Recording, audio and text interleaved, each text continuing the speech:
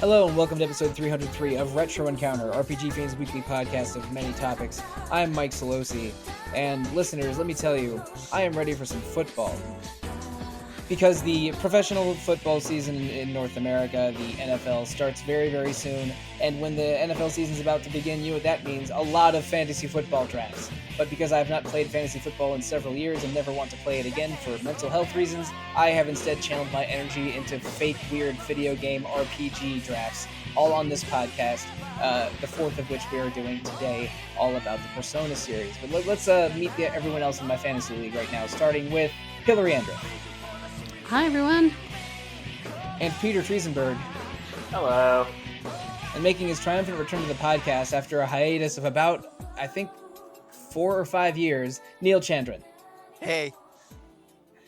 So, Hilary, Peter, Neal, and me, I guess, we are all big fans of the Persona series of RPGs. They've been around for about 25 years. They were originally a spin-off of the Shin Megami Tensei series by Atlus, and now they are very much their own thing and may have even overshadowed regular SMT in popularity. But we're not here to talk about Persona games or Persona as a series. We're just going to talk about our favorite characters and monsters and what have you from within Persona, because we are going to draft our own Persona teams of sorts. We're not going to compete them against each other in a league.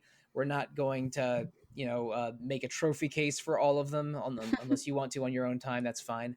We're just here to basically talk about our favorite Persona things, but do so in a weird gimmicky format of a fantasy draft, because I love weird gimmicky things. It's going to be a clash of the Titans and other gods and any really fantastical creature you can imagine. So it should be exciting. Including, I think, some historical characters, some things from fiction. Like the demons of Shin Megami Tensei and the personae of Persona, they draw from all kinds of different sources, and I'm sure it's going to get a little weird. But first of all, I just have to ask some basic questions and establish some basic ground rules. Neal, Hilary, Peter, we all basically know how fantasy drafts and snake draft formats work, correct? Correct. Yes. Sure. All right. So we're going to take turns picking, and the order is going to go with an order that we determined before the episode began. Neal has the first overall pick, then Hilary, then myself, then Peter. So basically 4 times in a row, the pick is going to be Neal, Hilary, Sollosi, Peter, Peter, Sollosi, Hilary, Neal. And we also have specific positions to fill. The positions that we decided ahead of time are 1 slot for protagonist, 2 slots for persona, which are the summonable personae in the various games, then 4 slots for characters. And characters can be a playable character that is not a protagonist, or an important NPC like a social link or a confidant or a rumor monger that but at least could be presented as a good guy or a neutral party. And then 1 last slot for flex, which can be any character from a Sega game, an Atlus game, or a Sega Atlus game, including a second protagonist or a 5th character if you want to use the flex to break the rules a little bit. And also, let's see, a couple other things.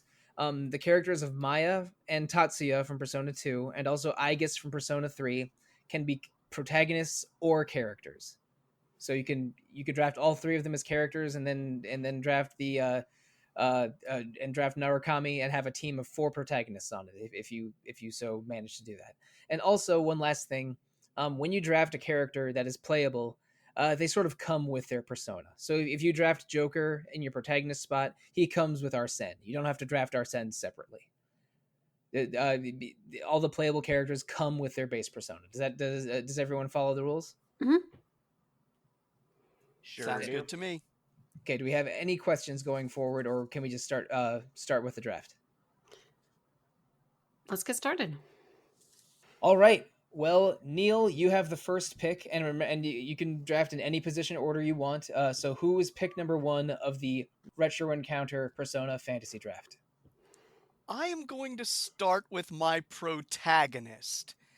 And for my protagonist, I'm going to pick Boy with Earring from Persona 1. He's also known as Naoya Todo in the manga or Yuya Narumi in the drama CD.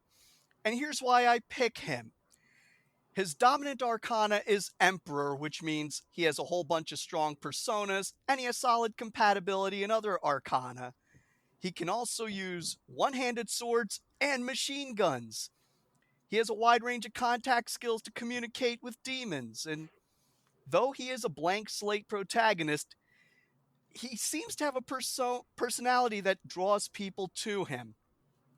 The only downside I could see to him is that while, he's shown to be intelligent throughout the game, he's not the most academic boy. Like, there's a part in Persona 1 in the beginning, you visit the Historical Society, and Crazy Dancing Mark sarcastically says, "When did you become studious all of a sudden?"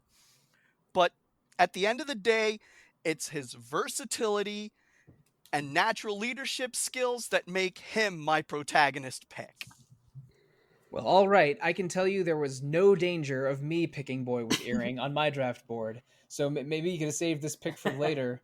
But I can't speak for Peter or Hilary, of course. But yeah, Boy with Earring. He's the first pick of the draft. I was not expecting that, Neal. So thank you for at least surprising me less than 8 minutes into the episode. But Hilary, you have the second overall pick, and remember, you don't have to do a protagonist first. You can pick any position you want, and any character within the Persona universe other than Boy with Earring. All right. Well, I have one of two Persona 4 characters that I'm really aiming to get. And since I got this kind of good turn order this time around, I'm trying to pick between the two of them. But I think I'm going to go with the heart of the investigation team, Naoto Shiragane. Naoto from Persona 4. All Yes. right.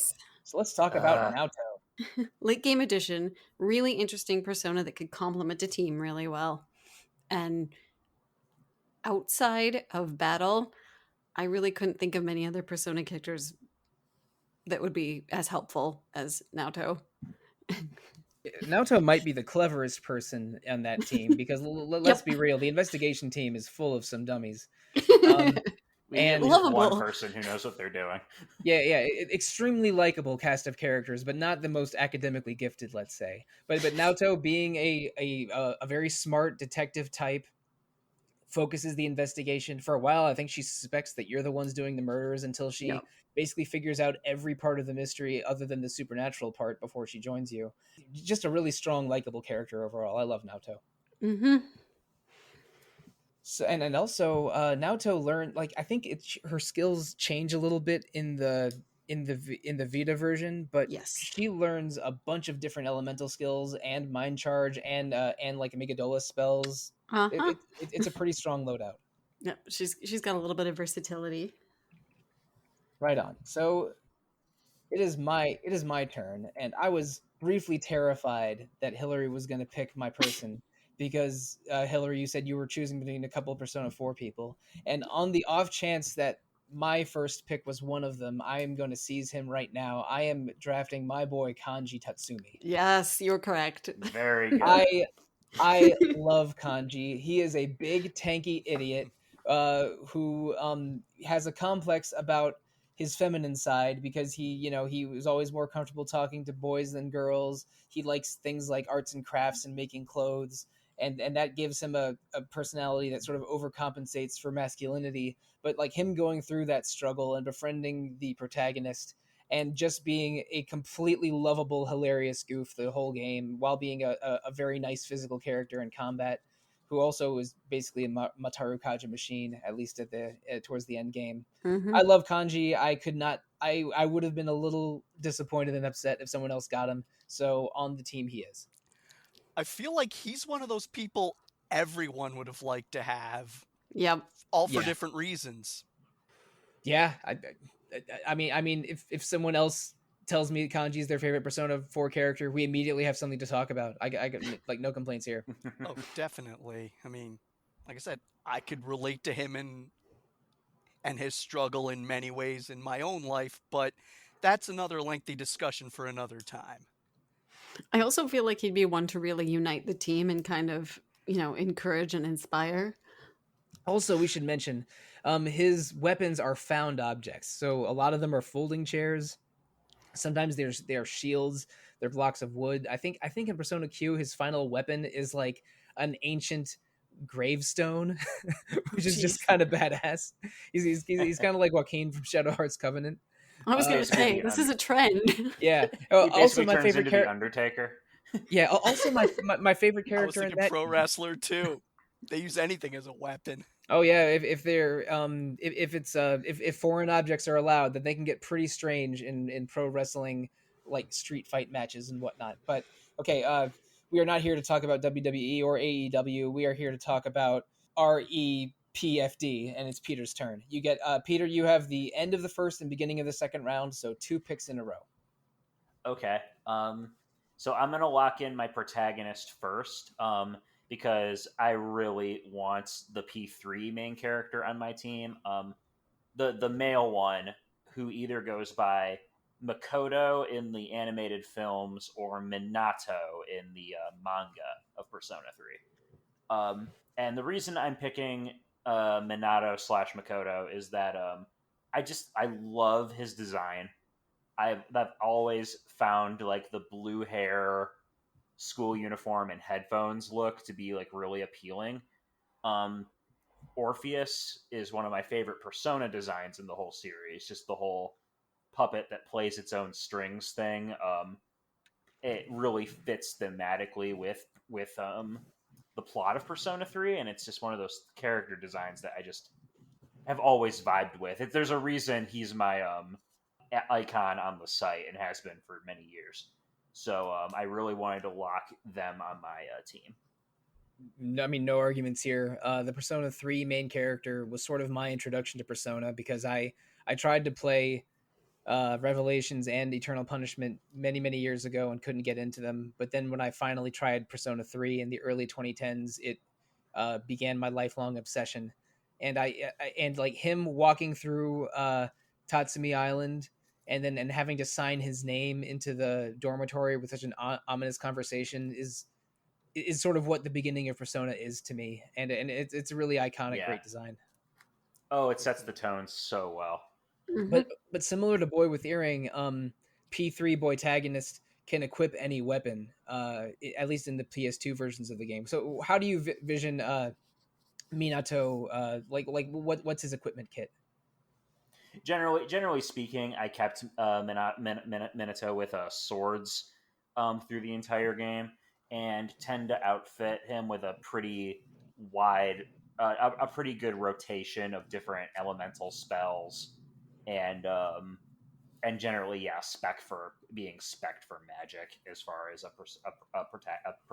Shin Megami Tensei protagonist goes. I gotcha. I liked giving him spears just because in the field areas, it was fast and long ranged. Yes, that reach. That's true.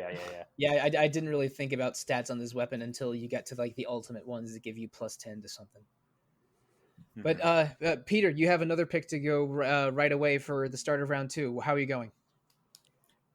Okay, so I'm gonna lock in one of my 4 characters, and for this one, I'm going with a confidant from Persona 5. So I'm gonna lock in EY, who is the gunsmith from Persona 5. And the reason I want EY on my team is because I feel like his backstory is that he's like ex-Yakuza. And so I just feel like he's the kind of person who can get stuff done. And having someone who is able to sort of illicitly provide teenagers with weapons could be very helpful in whatever sport it is we're playing in this draft. Awesome. Yeah, I love EY. The one thing I don't like about him is that I think you need one stat really high in order to start the confidant with him. I want to say it's guts, but I'd have to double check. I'm pretty sure it is. I don't think I finished his route. Yeah, I don't think you. I mean, you can't start his route until you have guts maxed. So he's one of those maybe wait for a new game plus kinds of confidants to build up. Right. Still, I figured he'd be a good pick for the team, so I wanted to make sure I got him in there. Yeah, he's got your arsenal covered. At least that's for sure. Mm-hmm. Yeah, for sure. So we've got blue-haired Jesus, and we've got the gunsmith, and then everything else is just going to fall into place. it's my turn now. I'm gonna go with another character position, and I got my favorite P4 character, so it's time to go with my favorite Persona character from a different game. And Kanji looks like he could belong in a motorcycle gang, but doesn't. So I'm going to go with someone that actually rides a motorcycle and draft Mitsuru Kirijo from Persona 3. Nice. Good pick. Yeah. She is completely badass. She's extremely responsible, and she also rides a motorcycle and can cast Mabufudyne and Mind Charge. And because I'm assuming I can, give orders in a reasonable manner in this game, she won't be spamming Marin Karin all the time. Yep. Or Tentarafu. I was strongly considering her too because of all of that, but also she's your early support, if I'm not mistaken too. So she could function as helping you navigate if you end up like a place like Tartarus, as well as being fighting, on the ground. Yeah, she's the support for the first couple of story dungeons before Fuka joins the team. That's right. Yep. Plus, she has corporate backing, which Yes. Oh, can shoot, help the money. you a lot in a chaotic world. Yeah, she's the scion of a giant Japanese Zaibatsu, so her credit card does not have a limit, let's say. Yeah, your funding for this team is set. Yeah, she's a really good choice. And also, if anyone's uniform rips, then Kanji is right there with a needle and thread to save the day. There you go. So, Hilary, it's time for your second pick. Oh, man. Well, I think I'm going to lock in a protagonist. And that is Maya from Persona 2 Eternal Punishment. And I picked her because she's pretty well balanced. I like her attitude in the game and the way she can lead a team. And I like the fact that she's a little bit older. I think I wanted at least one slightly older character on the team to help kind of rein everybody in. I'm afraid the way my team is shaping up, it's going to be a whole bunch of teenagers. But I may have to rethink this strategy going forward. It's still early. Maya's awesome. I haven't played Eternal Punishment very long yet. I actually have recently started playing it for this podcast, but we'll talk about that later. But I loved her in Innocent Sin. Her backstory is cool, and her positivity that is a little memeable, but definitely real, is a fun wrinkle to her. And she can summon weird shield Artemis and has guns. Maya's awesome. Oh, without a doubt. And with this team, I get Maya and Maya, at least depending on when the game, like when in Eternal Punishment. Oh, right, yeah. Oh, God. There are so many Maya puns in Innocent Sin, because Maya's starting persona is Maya. The evil aliens are the Mayans. There's a Mayan, as in the ancient Central American civilization. There's a Mayan temple prophecy that's involved. I think the final dungeon is named after the Mayan underworld. There's a bunch of weird Maya wordplay in Innocent Sin. Yeah, Innocent Sin loved to do that, because even with the Tatsuyas, you had Tatsuya Suo, the hero, Tatsuya Sudo, one of the villains, and they both used different kanji to spell Tatsuya in the Japanese version.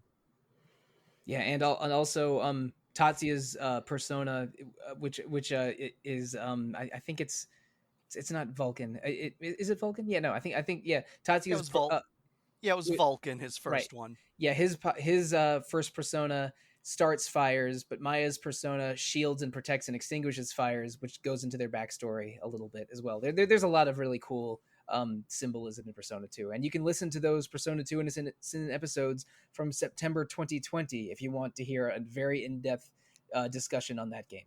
But I think we're about Maya out for now. Neal, you have 2 picks in a row, end of round 2, beginning of round 3. How are you going? Okay, since I couldn't get Maya, I'm going to lock in one of my character picks, and I am picking Eriko Kirishima. She was playable in Persona 1 and Persona 2 Eternal Punishment, and non-playable in Innocent Sin. And here's why I pick her. She's the fashionable one from Eternal Punishment? Let's see. Yeah, she was the fashion model. Right, okay, right. I remember now. Yeah, you either get her or Nanjo, depending on what rumor you pick. But here's why I pick Eriko Kirishima. I mean, she's an intelligent young lady who, even in high school in P1, had a keen interest in the occult, which is very useful in a world where demons exist. And as a teenager, she studied abroad. As a fashion model, she's worked abroad, so she's obviously good at adapting to new situations and new places. She can speak English, Japanese, and probably other foreign languages fluently. She can also use multiple personas from multiple arcana, though her favorite is Judgment. Solid set of contact skills to talk to demons. And in P1, she can use all of Boy with Earrings swords, which are some of the best ones, and all of Nanjo's guns, the assault rifles, the best ones. She is just a complete package and probably my most pragmatic pick. And also, you're talking about speaking multiple languages. One thing that I thought was hilarious that they did with Mitsuru in Persona 3. In the English version, she exclaims phrases in French quite often, but in the Japanese version, she speaks Japanese and does those exclamations as English words.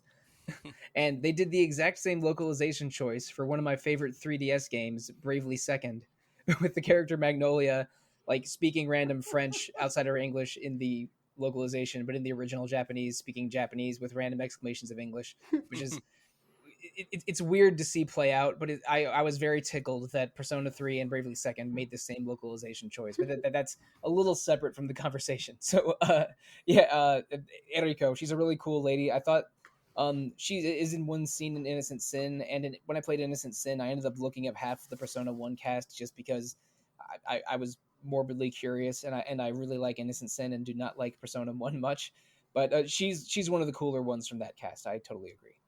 Oh, definitely. And she's really helpful in Eternal Punishment, if I'm not mistaken, as well. So Oh, yes. I have not reached that part of the game yet, but hopefully I will before too long. Otherwise, I will fall really behind in time for recording. But yeah, in Persona 1, Innocent Sin, and Eternal Punishment, she really helps the cast out. So she's great. good choice. Mm-hmm. So Neal, you have another one pick back to back. How are you going for this one? Well, I cannot take Eriko without taking one of her best personas. So I'm going to go with Armaiti, the Persona 1 version of it. Armaiti is a Zoroastrian entity. She's one of the 6 manifestations of Ahura Mazda's wisdom, Ahura Mazda being the highest deity in Zoroastrianism. But the reason I picked this persona is she's a straight up beast. She has powerful attacks, powerful healing, powerful support, total package. And the Persona 1 version has Media Rahan, which restores full HP to the whole party. The only issue is that she's weak to Mudo or Dark, but again, just like Eriko, this persona, full package. And and another one of my pragmatic picks. That's weird because it looks like it was translated as Almighty in Revelations, but Yes. and the name Almighty does sound like that, but you're quite right. It is a manifestation of Ahura Mazda, which is sometimes called Ormaz for those of fans of 2008 Prince of Persia. I'm not that familiar with this persona because I don't think they've appeared in any past Persona 2. But that's a really interesting pick. Good support, good healing. Yeah. Yeah, it was only in P1, Innocent Sin, and EP. And again, not knocking anything off of my big board. There was no danger of me drafting out my ET in this draft. So that's a small relief to me. And I'll admit, on the multiple times I played Persona 1, Armighty was my MVP persona. So I was like, I gotta get her and Eriko. All right, so Hilary, what's your pick for round 3? All right, I think I am going to lock in a persona this time. It's a late game persona, usually one that you might see belonging to a Velvet Room attendant, actually, potentially, and that's Arta. Is that the That's one of the fusion ones of the Yep. Hindu gods? Yep. So combination essentially of Shiva and Parvati. Right. So it's a union of the kind of feminine and masculine. Okay, I remember this. Ardha, Yep. Ardha is the final boss of Digital Devil Saga 1. Yep. And which is a more indelible image to me than their role in the Persona games, but still a very, very cool, very, very powerful Persona. Yep. I mean, you can do almighty damage, you can do some fire damage, you can also do a sexy dance. So depending on which version, which game, good and some status effects. So lots of uses. And I mean, if you're fusing Shiva and Parvati together, like Arda might be able to inherit some of Shiva's really good skills, like Pralaya, right? Mm-hmm. Yeah, that's no joke at all. Yikes. And I can relate that even to my life because my mom, she used to teach classical Indian dance, and one of the dances she would sometimes perform was how Shiva and Parvati became one to teach one of their devotees the lesson of how important it is to value the man and the woman equally. And Nice. Arda is an almost literal representation of that. Correct. All right. Well, it's my pick next, and out of fear that one of my preferred personas gets proffered away, I am going to draft my first persona as well, and it is going to be Yoshitsune. Good choice. Yoshitsune was a figure that was betrayed. It like Masakado, which is another sort of semi-historical figure that shows up in a lot of SMT games. Yoshitsune has sort of a like a connection to the post-apocalyptic Tokyo of a couple of the SMT games, and thus got exported to Persona like a lot of SMT demons did, and in every game Yoshitsune is in, maybe particularly Persona 4, because that's where I most vividly remember using him. It's just incredible physical persona. Like it has some boosting skills, some magic skills, but it learns Haso Tobi, the most powerful physical attack in the game, hits all enemies 8 times with a medium chance of critical hit, and also has good defenses. But if you want elite late game physical damage, you want Yoshitsune. And it also reminds me of the Yoshitsuna from the Disgaea games, even though there's one syllable different. So that tickles me as well. So Yoshitsune is my round 3 pick. Very nice. Good choice. I hope I didn't snipe him from you, Peter. Was he going to be one of your 2 that you're drafting? No sniping has been done. I feel 1% better then. That's good.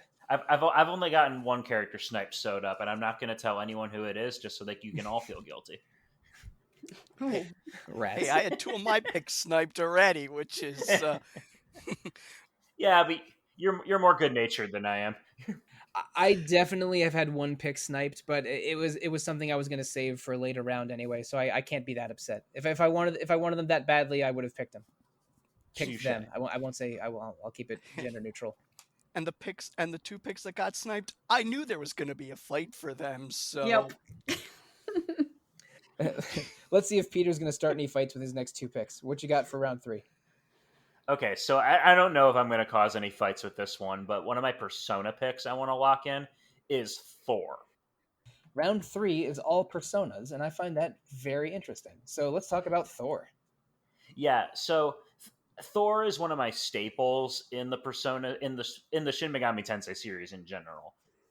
Just because good physical damage, good electric attacks. In my last playthrough of Persona 4, I sort of had a rotating staple of all the Norse gods, just because I wanted to stick to a theme. So I had Loki, Thor, and Odin. Yeah, if you added Cert to that lineup, then you have the 4 best elemental spells. Yeah, no, exactly. But the other reason I'm picking Thor is mostly for lore significance. Thor is often a fairly important demon in the Shin Megami Tensei universe. Most specifically, I think is actually in the original Shin Megami Tensei, where Thor is the demon responsible for nuking Japan in the midpoint of the game. Spoiler alert for a Super Famicom game. which is sort of that game's World of Ruin take. It's a really grisly turning point in the narrative.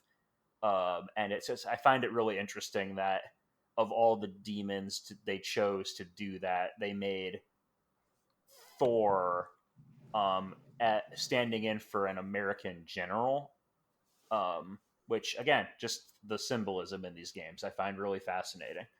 So I'm picking Thor for lore significance and for good elemental attacks.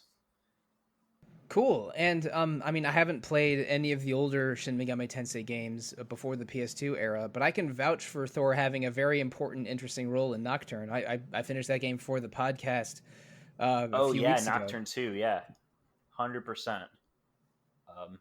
Yeah, it's fascinating how they managed to make some of the characters, because in the Persona games, the personas are sort of, I don't want to say disposable, but it's rare that they have like major. You might have one or two that are significant to the story, like the main characters ones. But in this broader Megaten verse, like those demons are often characters in their own right, which I always find very entertaining. It's totally weird that the very friendly bar owner in Nocturne becomes the final boss of Persona 3. Yeah, right. Lord of mercy. And then I'm going to lock in my other pick. And this one, I don't think I'm in any danger of being sniped, but I'm going to put her in here anyway. And it's Chihiro from Persona 3. Oh, the secretary. The student council. I think she's the treasurer. Right. She's probably my favorite social link / romantic interest in Persona 3 that isn't one of the main cast members. And some of that is, I also just like her character in general, because she's kind of got the whole like quiet girl with glasses thing, but when she decides to take things seriously, she gets very headstrong and very outspoken, which is a useful trait to have in a team. Plus, because she's a treasurer, I feel like that would help balance out, help manage our team's funding a little bit, since we don't have the bankroll of Mitsuru to work with. We have to make do with what we've got. So we drafted this high school student. And another cool thing about her is when she makes that appearance in Persona 4, she's so much more confident. Yep. And Yusuke's like, she's awesome. Oh, yeah. Mm-hmm. You can see some growth. Yeah, you see some real growth with her, and she's one of the few Persona 3 characters that makes a tangible connection to the future games. So yeah, I've always found that very entertaining. Awesome. So we are going through the middle of round 4 now, and I am still concerned about my favorite characters getting sniped. So I am going to go with another side character slot. And, you know, this is, I don't know if this says something about me that I would rather not share or not, but I thought it's a weird coincidence that my favorite Persona 3 character and my favorite Persona 5 character are student council presidents involved with motorcycles. So I'm just going to follow my heart and go with Makoto Nijima from Persona 5 as my next pick. We knew that was coming. Yeah, I think she won like side character of the year for RPG Fans Games of the Year in 2017, and I wrote the article on her because I was just very willing and able to. I again, she's sort of the responsible team mom of the of the Phantom Thieves, and in battle, like you can tell that she has suppressed rage from always having to be, you know, a gopher for the school principal, and to live up to her sister's expectations. So like she channels out her rage in when she masks up into these brutal martial arts and motorcycle attacks that I just love. Plus, she can throw out a Maraku Kaja and a Mediarama and some nuclear spells right up there with the best of them. I really like Makoto. She's on the team. Good choice. Yeah, she's one of the most popular Persona 5 characters for sure. So yeah, I had a feeling that someone was going to pick her. Yeah. So anyway, let's not try to implode or explode the internet, Hilary, but let's hear your next earth-shattering selection. Well, I'm getting a little nervous, and I think I need to secure my lovable brawler for my team. So I'm going with a Persona 3 pick this time around. I'm drafting Akihiko. I considered Thank God. Akihiko for my last choice. I really did, but I was considering him too. I wanted to have Persona 3, 4, and 5 representation instead. Let's talk about Aki. Let's talk about Aki Senpai. He of all 3 stat lowering spells, which makes him crazy good in combat. Yep. I feel my team is going to be very much centered around like debuffing and at this point. But yeah, I mean, he's a decent physical fighter. He's got that going. I really like his kind of the transformation and his persona change. It's really moving. I don't want to spoil too much. I just think he'd be a really good addition to the team. I'm sad he can't be on the same team as Mitsuru because I think they work really well together. But at least I can have him on my team. They also make really good rivals. That's true. So there you go. They also make very different fashion choices in Persona 4 Arena. Yes. Oh gosh. Yeah, where Mitsuru has this awesome Mitsuru has this awesome faux fur coat, and Akihiko throws away most of his clothes to be a world wanderer protein seeker.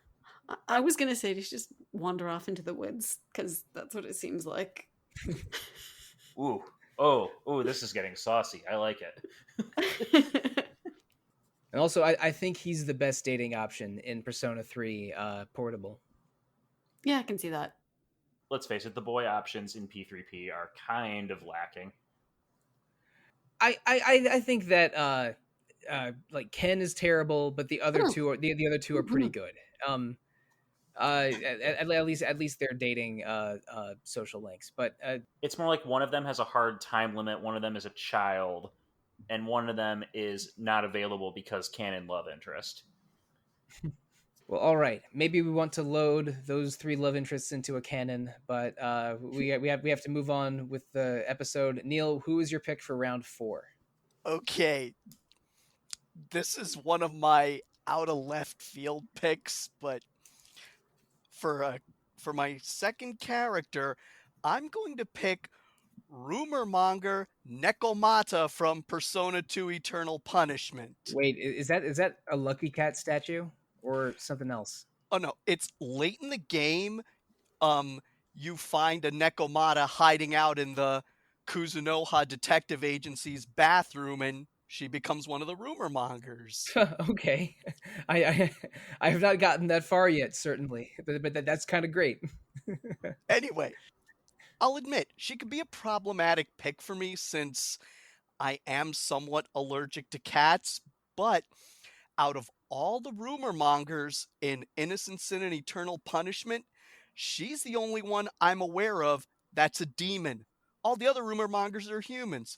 So if I need information from demons or about demons, she's the one who can get it. And in an ever-changing world where demons are emerging out of the woodwork, my most valuable commodity is going to be accessing information, which she can get. Plus, the Nekomata variation on the Kuzunoha detective theme music is the most adorable thing ever. So yeah, rumormonger Nekomata's on my team. Between that and Peter's pick of Chihiro, I wonder if I should draft, let's say, a non-combatant before too long. But Neal, you have 2 picks in a row. So what's round 5 going to start with? I'm going to have to think about this one. You know what? I'm going to pick my second persona. And my second persona is going to be Kikuri Hime, who appears in Persona 3 and 4. And this is not a practical pick. I'm just picking her because I think she is the coolest looking persona out of all of them. Okay, and yes, she can also attack, heal, and support quite well, but I'll admit, I'm picking that one for looks alone, even though she has all those great skills. All right, and let's see. I'm looking at the skills now. Looks like it's a pretty good early to mid game magic persona with that always has some healing available, and is a really cool, really pretty persona. All right, so Hilary, we are in round 5. We're past the halfway point. What is your pick for round 5 going to be? You still have 2 character slots, 1 persona slot, and that super flex. Ooh. Do I want to do one more character, or do I want to introduce the super flex? Flexes are usually saved to the very end, but we did have someone in the previous episode draft their flex pretty early. So I don't know if you really want to be able to summon Knuckles the Echidna from Maya's outstretched arms. You should jump on it before too long. I think with the parameters you gave, my idea is actually a pretty safe one.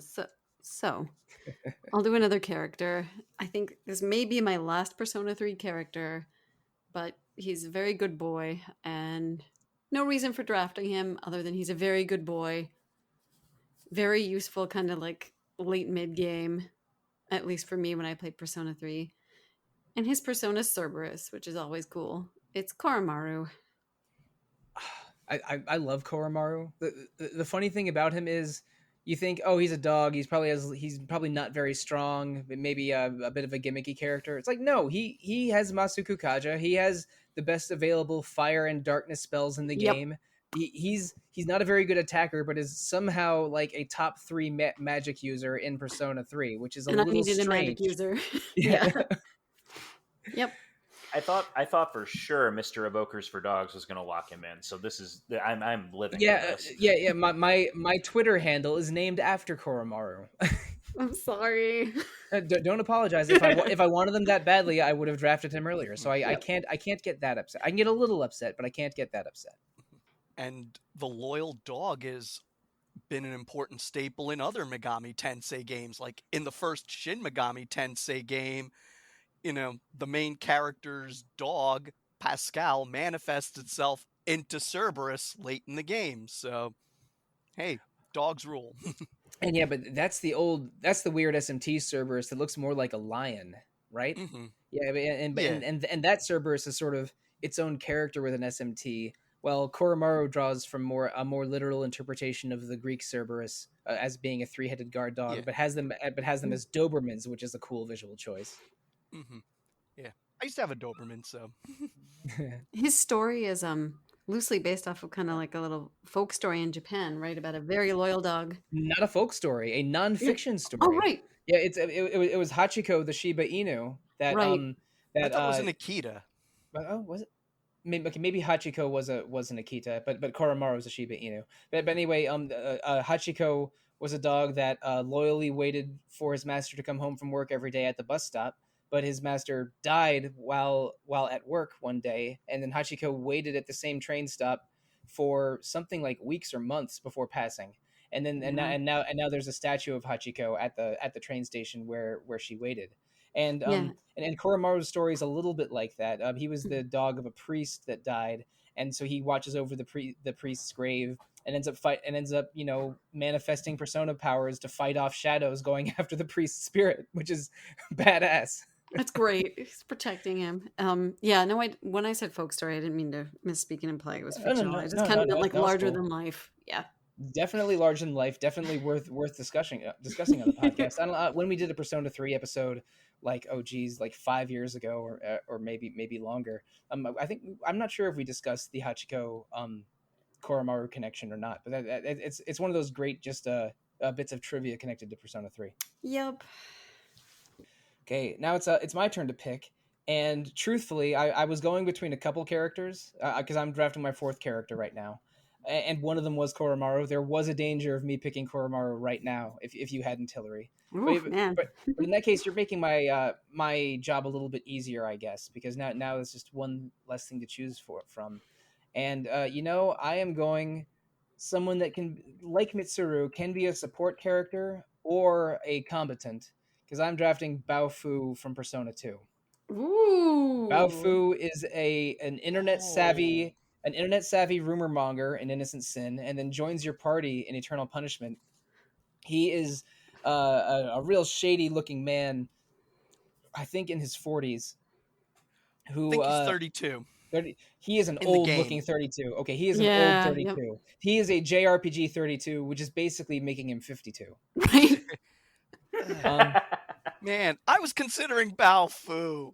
well, you should have gotten him earlier instead Uh. of going for Kikurihime. But this is anyway, this is what you get for picking Persona 1 characters, Neal. I have done too many fantasy drafts not to know a little bit of meta strategy. So yeah, Oh man. Baofu joins Team Sollosi. He summons I believe Odysseus and then Prometheus, which are two of the best sort of characters from all of Greek mythology, Right? which I adore. Yep. And I like that he is equally useful either in the background or on the front line. And plus, he might be the most quotable mofo in all of Persona Oh 2. geez.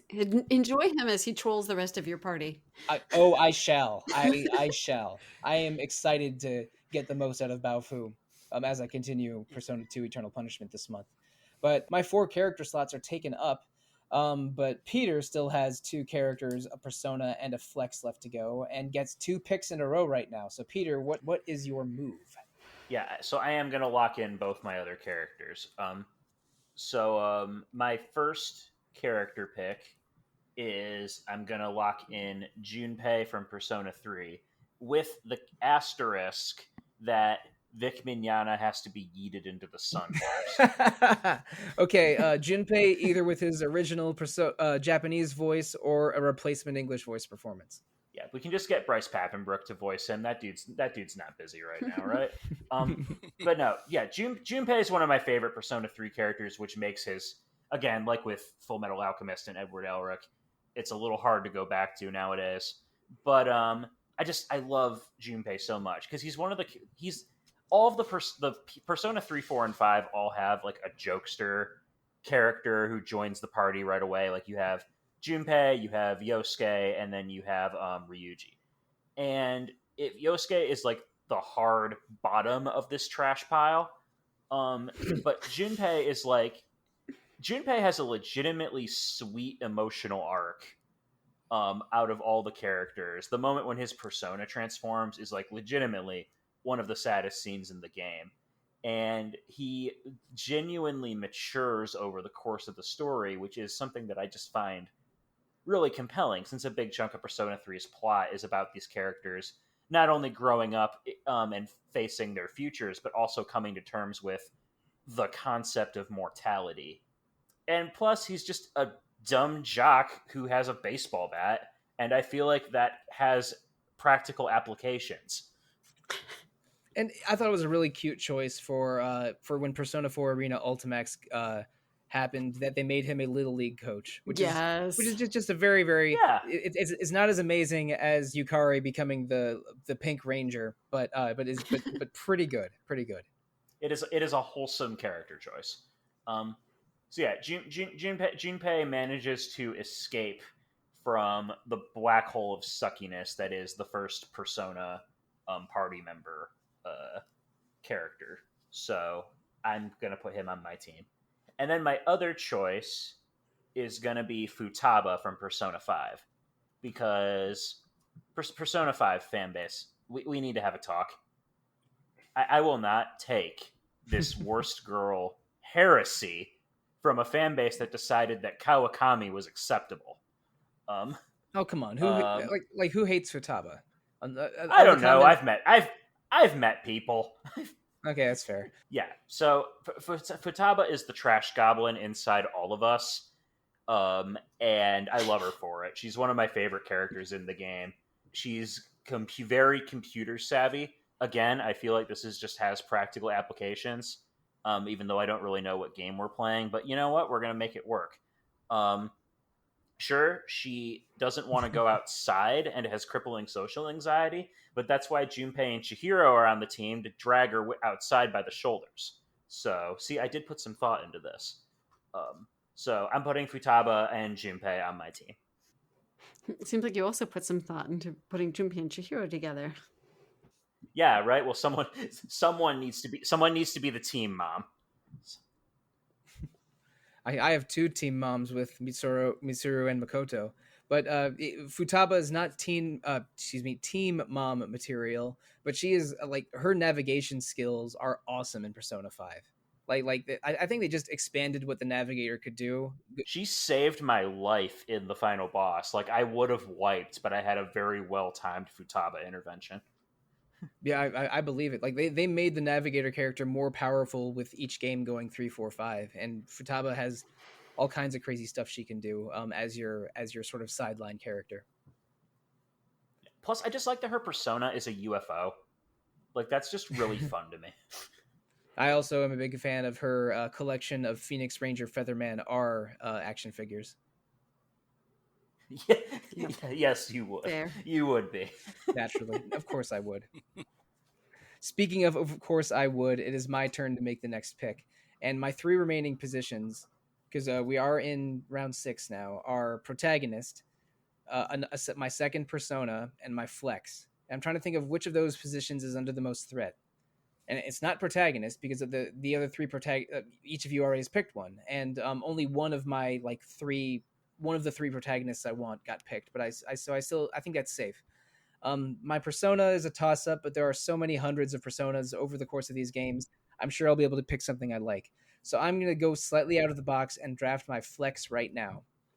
And listeners, panelists, if you've been watching me online or listening to me in podcasts or chatting with me over RPG Fan Slack over the past year and a half, you know my most recent video game obsession, and that is Ryuga Gotoku / Yakuza.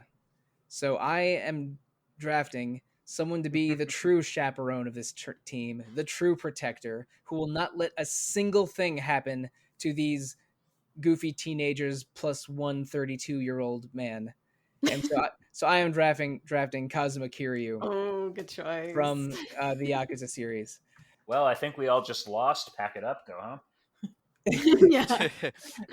There, I knew there was a danger that he could get picked in round 6, 7, or 8, so I'm going early with my flex.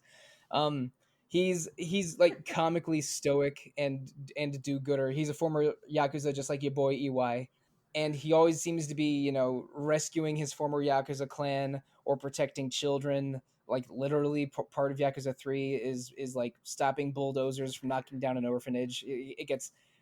The Yakuza games get very silly, but Kiryu is just such a stone-faced, brilliant protagonist with incomparable integrity and physical gifts. And plus, in Yakuza 5, he drives a taxi around, so he can carpool the team along with Mitsuru's motorcycle. True chaperone. I just have to say it. The investigation team is in crisis. No matter which team is in crisis, he's gonna reluctantly get up out of his armchair to go and save the day. It's true.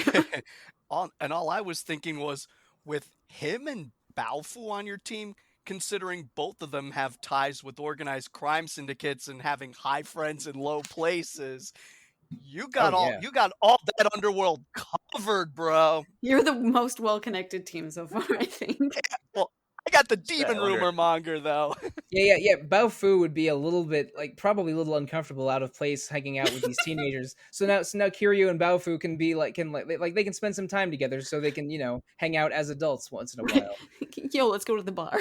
when they're not babysitting all these teens. And hey, if Kanji ever needed a mentor for attacking with found objects chairs and bicycles, what better sensei is there than Kiryu goddamn Kazuma? It's true. With the direction Yakuza as a series is going in, and I just feel like it is inevitable that this crossover will one day happen. I welcome it, especially now that they're in the same family. Have a summonable Kiryu in Persona 6. Have a bunch of Phantom Thieves costumes in Yakuza Like a Dragon 2/8. I welcome it. I want all of it. Make Kiryu the final Smash Ultimate pick. Nagoshi, the creator of Yakuza, says that he has been asked about adding Kiryu to fighting games in the past, which got fans speculating that it might have been Tekken, probably was Virtua Fighter, and he's always declined because Kiryu does not hit women. So it's unlikely. Fair. It's unlikely that Kiryu makes it into Smash, as much as I would love it, obviously. And let's see, but am I going with 1988 Zoot Suit Kiryu, 2005 Gray Suit Kiryu, or Okinawa Beat Takeshi from Sonachine Hawaiian Shirt Kiryu? I'm not sure. I'll let him choose his own wardrobe. But Hilary, whose clothes are getting added to your team wardrobe next? Let's see. So I have a persona left, a character, and my flex. So I think I'm going to go for something kind of goofy and a good companion for Koromaru. All right, let's get goofy. Yeah, for my last character. But like, I seem to have a little bit of a theme, kind of like slightly spiritual, loyal animals going. So I'm going to draft the fox from Persona 4. Oh, that's brilliant. Oh, Fox should have been on my big board. That's smart. I like that one, Hilary. It's a good one. Good pick. So you have a very good boy and a very good girl on your team. It's true. You see the fox in the shrines starting in spring, I think. And it wants to help the shrine. The shrine is in bad shape, and that's kind of how you increase that arcana in the game. And you get some pretty good bonuses for doing so. It's your best source of dungeon healing until Risei's auto dungeon heal skill like evolves a little bit. But Fox is useful for the whole game once she joins you. And I say she because in their ending, if you max out their arcana, she shows up at the shrine, which is now nice and repaired with kits. So she's a mama fox. Yeah, she's a mama fox. So now I get a little bit of healing and, more spiritual credit, I guess. Great pick. I wish I had thought of putting Fox on my big board. But I also like my team how it is right now. So maybe. Oh yeah. maybe there was no danger of me sniping Fox from you. But fantastic pick, Hilary. Thanks. And I'm thinking having animals on your team in a world where demons are alive, they'll probably be able to get past them better than we could. Koromaru does have the highest agility in the game. That's true. Mm-hmm. It's very hard to hit. And I think the fox has some sort of like mysterious, not quite teleporty, but it almost feels like it, transportation going. No, the fox shows up in dungeons. Yeah, no, they're at least able to enter the TV world. Yep. But Neal, let's re-enter the podcast world. You have 2 picks in a row. For the end of round 6 and beginning of round 7, you have 2 character slots plus your flex. So how are you going to go with with the last pick of round 6? All right, I'm going to fill my last 2 character slots, and okay, my first character slot, I'm picking Yuka Ayase from Persona 1, aka Alana in Revelations. Oh, I don't remember this one. What's Yuka's deal? She was the Kogyaru or Kogal, the kind of Japanese valley girl type. Right, the tanned Gyaru type. Right, I got you. Yeah. Mm-hmm. Okay, and look, I can already hear several listeners, especially the old school Persona fans, going, "What? What is Neal thinking? Ayase is the worst pick. She's a terrible student. She gets bad grades in school. Her life's ambition is to be a trophy wife. She's a queen bee mean girl like Regina George, and in battle, her pistols are pitiful. The only thing good about her is her theme music." I don't deny any of this, but many of the reasons why they wouldn't pick her are actually the reasons I would. You know what? She may not be academically smart, but, if she was sitting right here, she'd probably say something like, "Academic smarts are overrated anyway." See, the queen bee mentality works in a crazy world of demons and chaos. As a queen bee, she knows how to manipulate people and situations to her advantage. Will shamelessly do so. Some of her contacts in Persona 1, shameless yet effective. And that just may be the wild card factor I need to gain the upper hand in the world of demons. Yeah, her pistols may be awful, her whip is only okay as a weapon, but social manipulation is her true weapon. If she were in Persona 2 where rumors come to life, she'd break the game. Mean girls are experts at using rumors and gossip to their advantage. It really seems like you're tailoring things like to a situation like from an SMT or an early Persona game. Your team seems tailored for that. Well, I am an old school Persona fan. Yeah, her negotiation strategies with demons are unlike anything that my team could put forward, I think. Yeah, I tell you, no, there was one of her negotiation skills when I first saw it. I was like, wait, what? Is this allowed in a game? And hey, her theme music was probably my favorite in the game as well. That's not nothing. There's plenty of good Persona music, so indirectly securing one of your favorite Persona songs, totally get it. Yeah. Okay, my second character pick is another rumor monger. This one is Kenta Toro, or Chunky Yokochi from Persona 2. He's a rumor monger in Innocent Sin and Eternal Punishment. And hey, through him you find out some of the best rumors to spread. He is a Persona user, but his is not meant for combat. He uses it in his job as a top salesman. So, hey, having someone who's outgoing, sociable, quick thinking, fearless, and knows where and how to find information, I want that. And even in Persona 1, when he was just a teenager, I admired his fearlessness. Even though he was slovenly, overweight, and a socially awkward kid, he somehow convinced Ayase to meet with him after school by herself. He fearlessly confessed to her, laying all his feelings on the line. But that's not all. Even though Ayase obliterated him, he still had the guts to call her out on her BS afterward.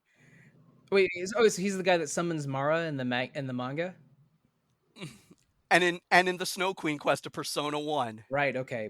I never did that, but I did read the Persona 1 manga for some story context. Yeah. Yeah, even though he was left in a crying heap on the floor because he struck a nerve with Ayase, the fact that he not only confessed to, but then stood up to the queen bee, I don't know, I would have been too chicken to do either of those things. And so the fact that he has a very gainful adult life means he grew from all his experience facing what might have been his worst fear.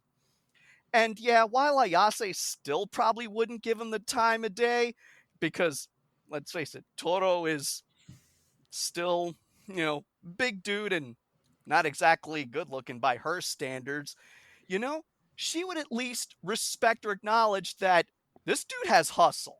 I'm taking Ayase and Toro as my last two characters.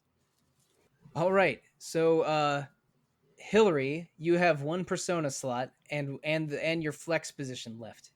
So, which one of those are you going for, and what's the pick? I'm still a little bit undecided on my flex. So, as well, my other choice is Vasky. Vasky. I'm trying to remember this one. Remind me about Vasky.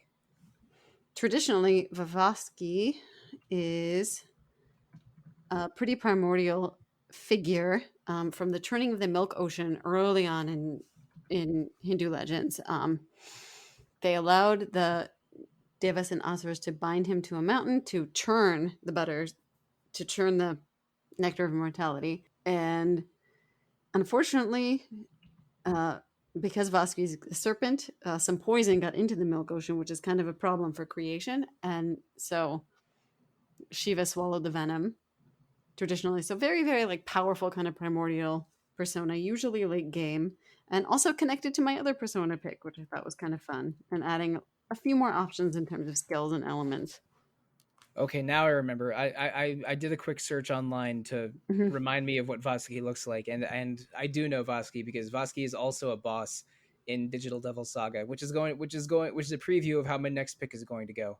But but yeah, interesting connection to Hindu folklore and religion there, with the connection there. And I think the place that you fight Vasky in Digital Devil Saga is the Sea of Milk, which is a part at the bottom of the Karma Temple, which is another mythological connection that I definitely didn't understand at the time, and I'm understanding now. So thank you for that. No problem. Yeah, Digital Devil Saga's whole thing is Hindu mythology, so that's really interesting. Yeah, it's iconography from Hinduism and Buddhism, mixed together, and sometimes employed more just for the images, and sometimes much more literally. But in many cases, it's actually pretty accurate because, I remember because for me, growing up, my parents, born and raised in India, me born and raised in the West, and and I just didn't like being the weird Indian kid. But when I was playing Persona and talking to people about it and being able to like fill in some of the gaps of their knowledge about some of the Hindu deities that I had reluctantly gotten along the way, to me it was like, whoa, my culture is cool. And and so yeah, the games made me want to kind of explore my heritage a bit more. You wrote a feature about it a while back too, which is Yeah, a back fun in like read. 2010. Yeah. Yep. Well, we'll have to bug Mike Salvato and make sure that feature can float to the top of the list again, in case it was buried in the in the site migration, just in case listeners want to look that up after this episode. Mm-hmm. Excellent idea.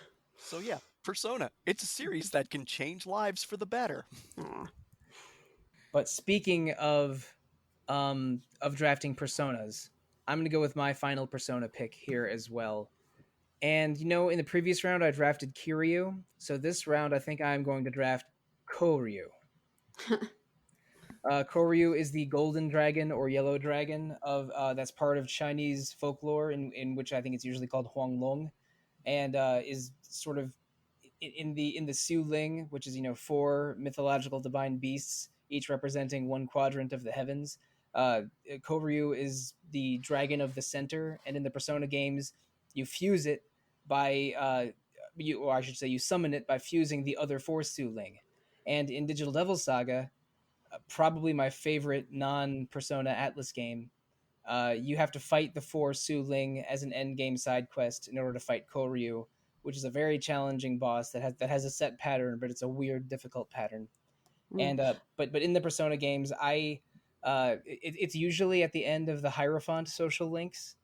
And I don't know if I've used it in every single Persona playthrough I've ever done, but I've done it in several. And in Persona 4 in particular, it was my source of a couple boosting spells and Medirahan and Samare Karm, which are 2 very important, the maybe the 2 most important healing spells. So it was my reliable elemental healing defense dragon in multiple Persona games, and I like it in Digital Devil Saga, and I think that it's a cool golden dragon. And it has a Yakuza connection because the final boss of Yakuza 2 has a Koryu tattoo on his back. There you go. So, yep, Koryu's the pick. I'm locking it in. But Peter, you have 1 Persona slot and 1 flex slot to go, but the order doesn't matter because you're picking 2 in a row anyway. Yep, so I'm going to lock both of mine in.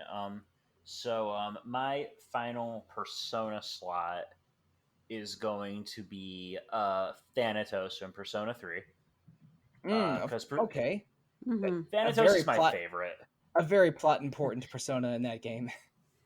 Yeah, it's a very plot important Persona, and design wise, it's just one of my favorites in the whole series. Like, it is this creepy, hulking monstrosity with like this array of coffins on its back and a big ol' sword. And when it gets introduced, it like literally hatches out of the main character's head. It's just like it's such an intimidating design, and becomes really significant to the plot of Persona 3. And it's always been one of my favorites, so I was like, okay, I have to get him on here. This is, and it'll work well with Minato being on the team too. All right, and your flex. It could be any character from Sega Atlas or Sega Atlas. Yep, so I'm actually going to keep this one sort of closer to home. But my flex is the Demi-Fiend from Shin Megami Tensei 3 Nocturne. Another representative of the post-game bosses of Digital Devil Saga, and the one of the whole team that I never ever could beat. Yeah. Yep. So and I'm gonna get into why, but the main thing is the Demi-Fiend is crazy strong. Like, I don't know how strong the new SMT5 protagonist Kun, the Nahubinu, is gonna be, but the up till this point, the Demi-Fiend has sort of been the poster boy for the most overpowered thing in the Shin Megami Tensei universe, and with good reason. Aside from having insanely flexible skill options, lore-wise, the Demi-Fiend, assuming that you're going true demon ending route in Nocturne, the Demi-Fiend basically forsakes all of the other pathways, takes out Kagetsuchi, basically is challenged to a 1v1 by Satan, by Lucifer, because Lucifer wants to test his strength, and the Demi-Fiend wins. That's the secret final boss of Nocturne, and it therefore leads the Devil's army in a big final battle against Jehovah, the Shin Megami Tensei incarnation of God. After obliterating creation to the point that that creation does not exist anymore. All worlds have been destroyed. And this is where we get into speculative territory with the secret boss from Digital Devil Saga. The Demi-Fiend went up against Jehovah and lost. And his appearance in Digital Devil Saga is essentially his soulless husk being puppeted around as punishment for defying the will of creation. And it is still the most powerful thing in the universe. So yeah, the Demi-Fiend is going to be my flex. Yeah, it sounds like you picked a bit of a ringer for your team, if anything. Mm-hmm. Yeah, no kidding. Like that I've always found the lore surrounding that character just be super interesting. Because once you start getting into SMT fan theories, it's like the real Shin Megami Tensei starts here. Okay, well, we're into round 8 now, and I have one pick to go, and it's my protagonist, because everyone else went with protagonists pretty early. I decided to save mine to the end. I'm not 100% sure which one to go for. I decided sort of at the beginning, as long as I get one of these 4, I'll be fine. And 3 of them are remaining, so I'm not. So my choice is a little harder than I thought it might be. But when I'm looking for what my team needs, it's like, do I want the reassurance of Narukami or the sort of the mischievousness of Joker? And I don't think I want either of those things. I think I want just the wholesome niceness of the Persona 3 girl antagonist, Minako. So I'm going for the Naginata wielding PSP exclusive female protagonist from Persona 3. Best girl. She's gonna get along with everybody. She'll let Makoto and Mitsuru boss everyone around, but lead the team in her own way. Kanji will probably feel awkward feelings about her. I love it. It's gonna be great. Baofu and Kiryu will guide her. Baofu and Kiryu will we'll keep a careful watch over all of these wacky teams, but only step in when really needed. Oh, I love it. But Hilary, your last position to pick is a flex, and you can go with any Persona thing that hasn't already been chosen, and any Sega or Atlas thing that other than Kazuma Kiryu and the Demi-Fiend. Oof. All right. So I think I'm gonna briefly mention what I was considering and explain why not. I was originally considering Elizabeth, who in her own right, the Velvet Room attendant from Persona 3, who is a really tough boss in her own right, in some cases. But she's a little mischievous. She's basically really, really interested in the world outside the Velvet Room, and that can lead to some cool innovations and some inspiration for the Persona 3 protagonist, but it can also lead to some problems. So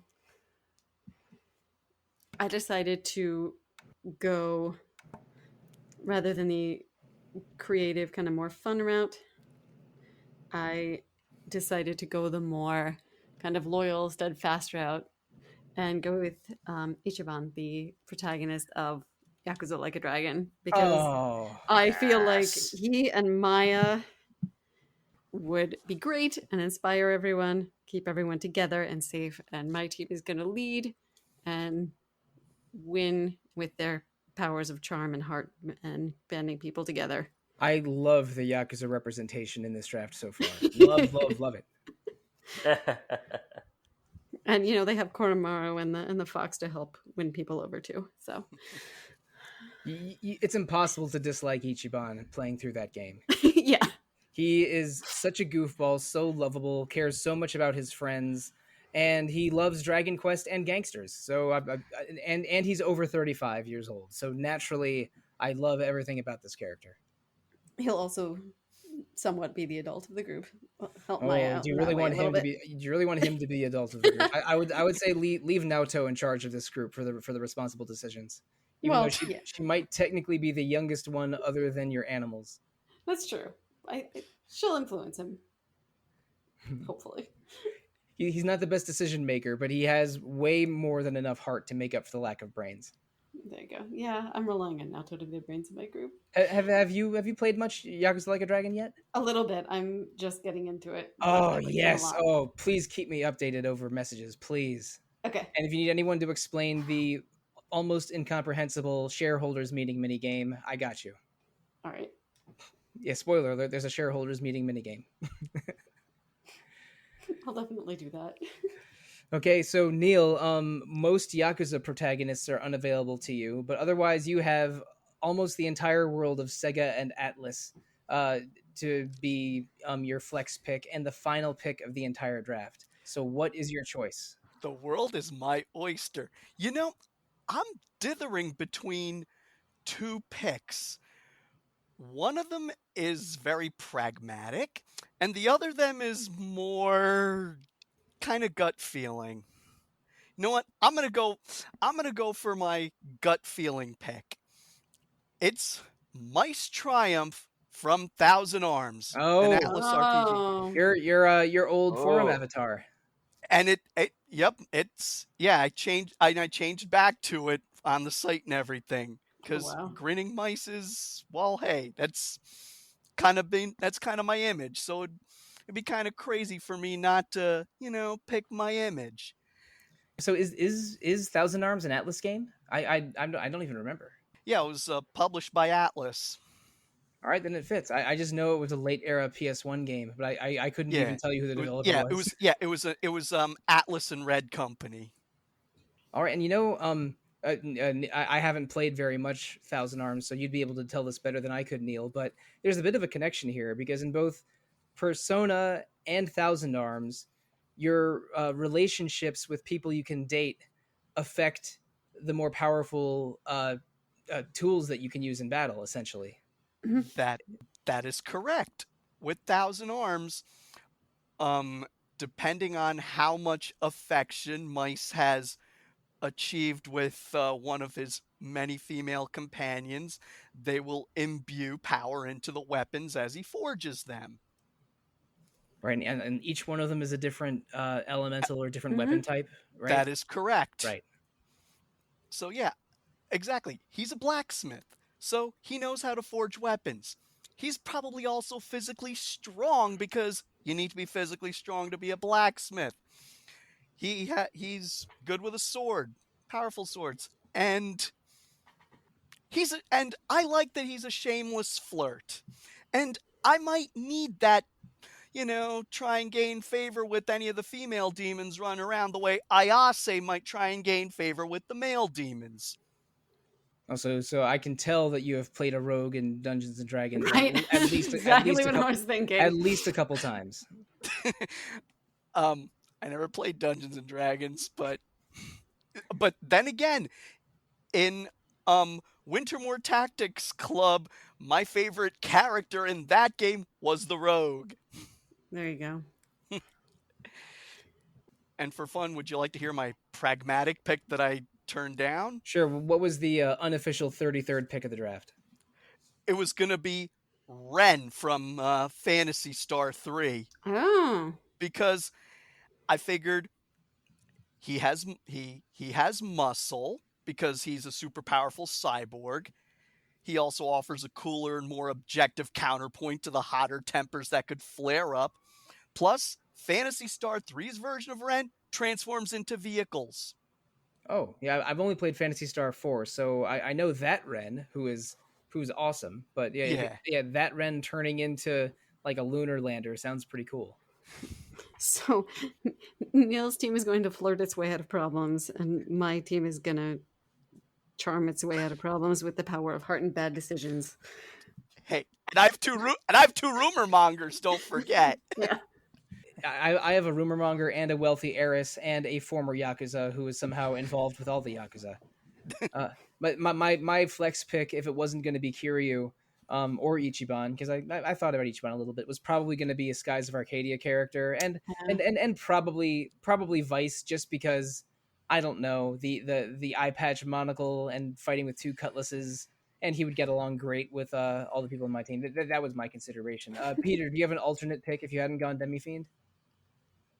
My alternate pick was actually going to be Bayonetta.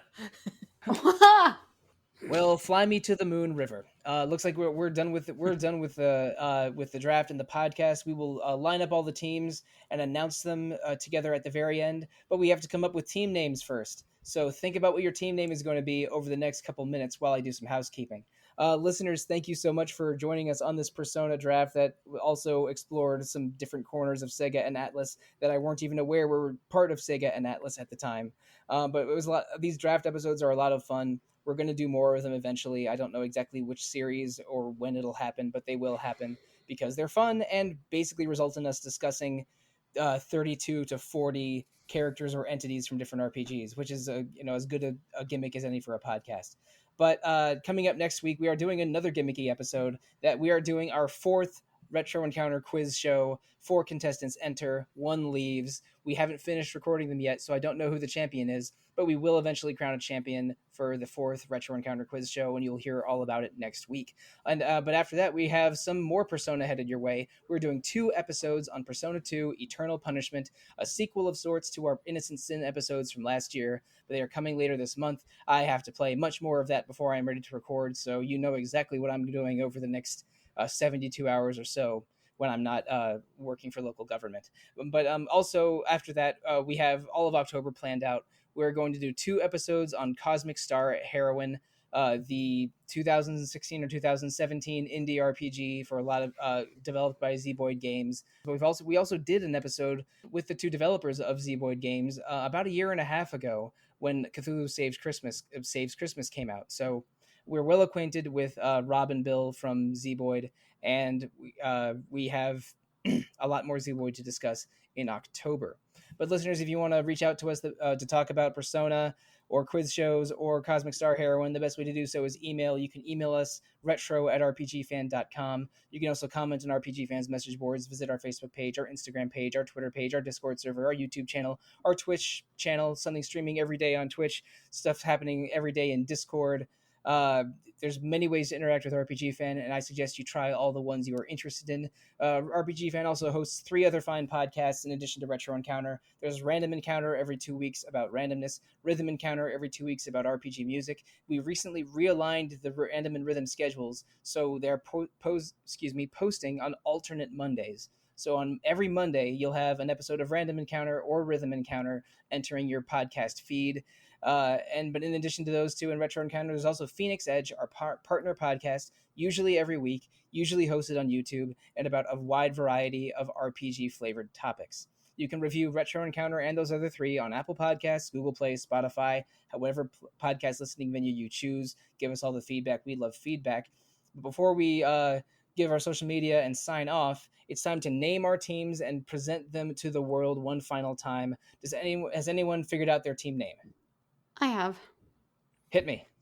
You're going to know exactly where this is coming from, but I think my team is going to be called Team Change Your Way because of that dope R&B song at the end of Eternal Punishment.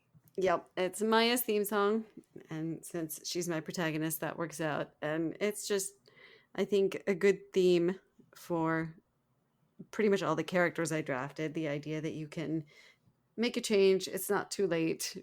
Lots of positivity going on. And that's probably how my team would be likely to win anything in the Persona world. So there you go. All right, Neal or Peter, do we have a team name set up yet? I think I have one. Okay, I'm gonna go with Team Chatterbox because most of my picks would talk their way out of bad situations. Plenty of them can fight, but it's talking, social manipulation, gathering information and intel. That's their strength. All right. So Team Chatterbox, Team Change Your Way. I have my team name ready, so mind if I go next, Peter? Yeah, go for it. All right. My team name is a little bit long-winded, but it is the Koryu family, subsidiary of the Retro Clan. Definitely a very obvious Yakuza reference. Again, it is my most recent video game obsession. I have many video game obsessions. You have heard them made manifest over, oh goodness gracious, 6+ years of podcasts. But that's my current one, and I'm sticking with it. So, Peter, what is your team name? All right, I'm gonna go with the Unreasonables, because we're led by the Demi Fiend, so a guy who defies reason or works with reason, depending on the choices you make in Nocturne, and a bunch of precocious teenagers, at least one of whom would rather be inside and play video games or be online. I just figured that would be suitable. All right, so I don't know if I like your version better than the Brian De Palma movie or not, but The Unreasonables.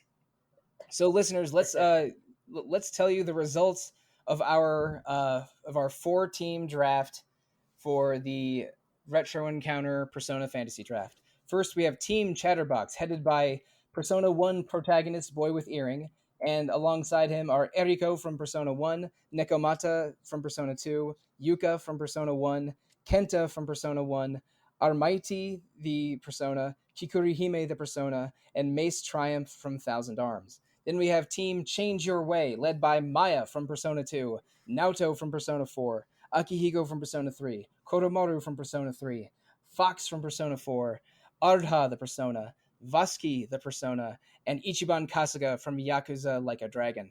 Then we have the Koryu family, subsidiary of the Retro Clan, led by the female protagonist from Persona 3, Kanji from Persona 4, Mitsuru from Persona 3, Makoto from Persona 5, Baofu from Persona 2, Yoshitsune the Persona, Koryu the Persona, and Kazuma Kiryu from Yakuza's 0 through 6.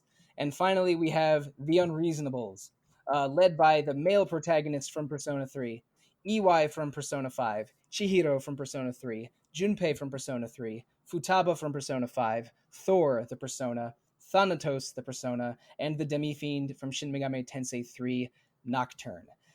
Those are the teams. We're sticking to them. But listeners, how do you get in touch with the architects of those 4 teams? Let's share our contact information that we're willing to share at the moment, starting with you, Hilary.